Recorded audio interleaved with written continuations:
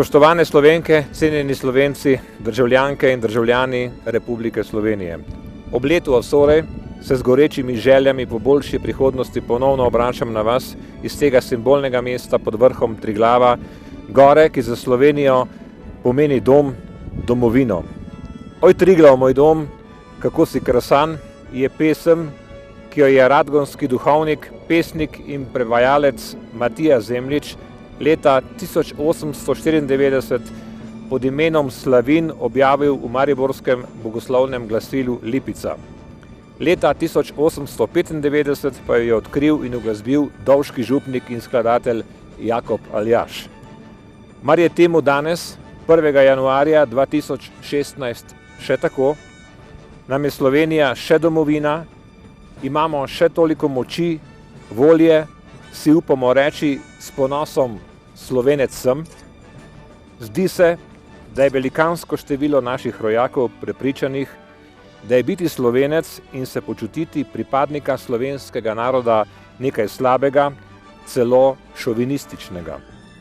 Izgubljamo nacionalno zavest, zato potrebujemo močno oporo v temeljih slovenstva, v vrednotah, ki smo jih ustvarjali v zgodovini. Naša kultura je zaščitnica slovenske samobitnosti in zagotovilo našega obstoja. Iz tega potenciala je treba ustvarjati novo dodano vrednost, ki bo ključno izhodišče za naš obstoj in napredek. V pretiranem superiornem odnosu do vsega tujega, kar naprej izgubljamo svoje ozemlje, kulturno identiteto, položaj ter vlogo v lastni državi. Številčno smo majhna nacija, vendar se veličina nacije ne meri v kvantiteti, ampak v kvaliteti. Torej bomo Slovenci kot narod še obstali in se naprej razvijali.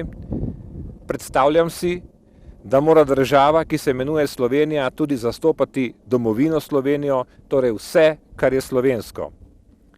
Najprej moramo spoštovati in ceniti svoje, domače in šele potem tuje.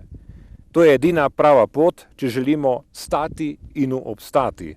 Ta legendarna misel Primoža Trubarja je aktualna tudi danes, ko se zdi, da smo bodisi pred obratom ali propadom. Slovenci se obnašamo do sebe po reku homo homini lupus, človek človeku volk.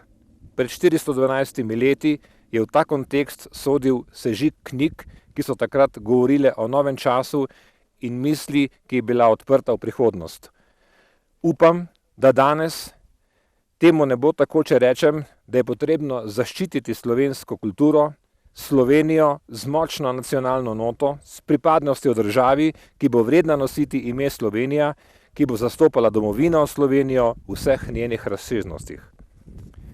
V času, ki je pred nami, je ogrožena identiteta evropskih narodov in celo njihov obstoj, ter nasploh evropska kultura.